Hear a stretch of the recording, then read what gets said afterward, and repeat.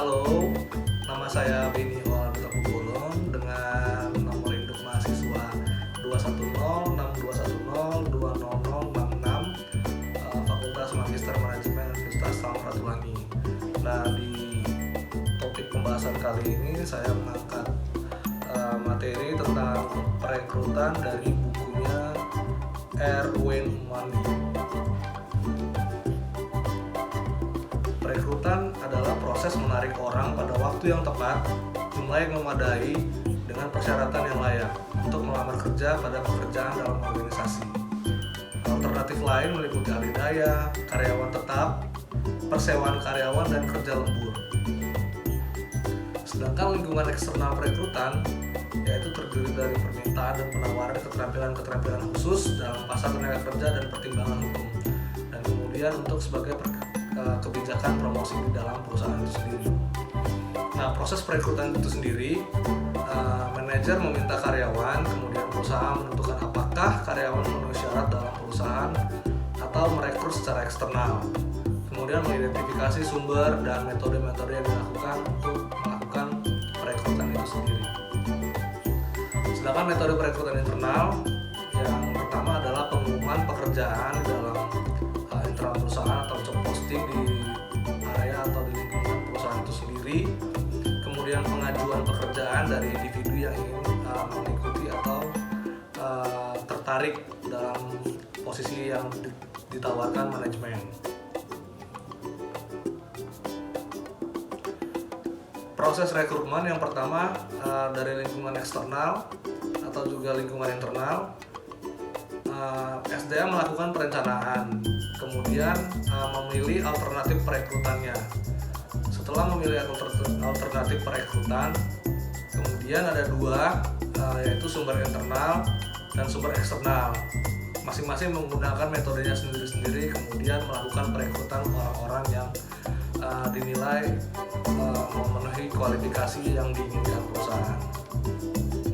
Kemudian sumber perekrutan eksternal ada yang dari tingkat pendidikannya, SMU atau sekolah kejuruan atau community college, perguruan tinggi dan university, persaingan dan pasar dan perusahaan lainnya.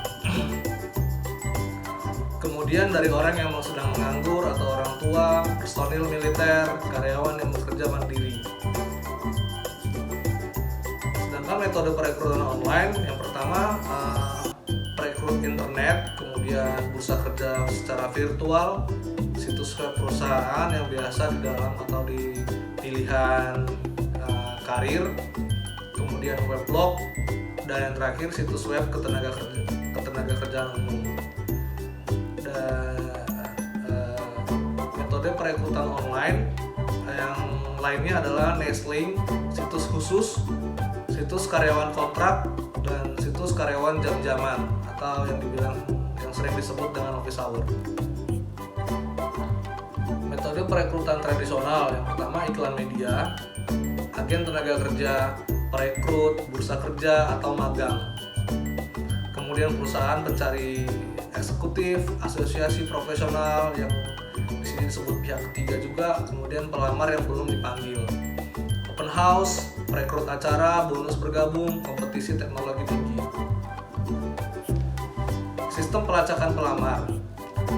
Yang pertama menggunakan perangkat lunak yang dirancang untuk membantu perusahaan merekrut karyawan secara lebih efisien.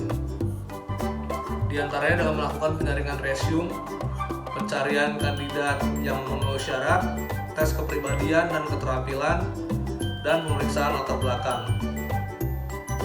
Sedangkan metode dan sumber perekrutan disesuaikan satu dengan yang lain. Yang pertama disesuaikan dengan kebutuhan perusahaan, sumber dan metode tergantung pada posisi yang diisi. Perekrutan untuk keberagaman. Yang pertama mendapatkan angkatan kerja yang mencerminkan masyarakat dan membantu perusahaan berekspansi ke pasar yang belum tergarap. Kemudian untuk mencapai itu, perusahaan mungkin menggunakan pendekatan perekrutan non-tradisional. Metode dan sumber perekrutan untuk manajer teknologi informasi. Di sini bisa dilihat tabelnya terdiri dari jenjang pendidikan seperti SMU, sekolah kejuruan, community college, akademi dan university, persaingan dan perusahaan lainnya, pengangguran dan pekerja mandiri. Kemudian itu untuk metode eksternalnya, iklan, agen tenaga kerja swasta dan publik, rekruter, acara khusus, magang, perusahaan pencari eksekutif, asosiasi profesional, referensi karyawan, open house, acara perekrutan, bursa kerja virtual atau bonus bergabung. Demikianlah pembahasan kali ini mengenai rekrutmen dari buku Erwin Mongi. Terima kasih.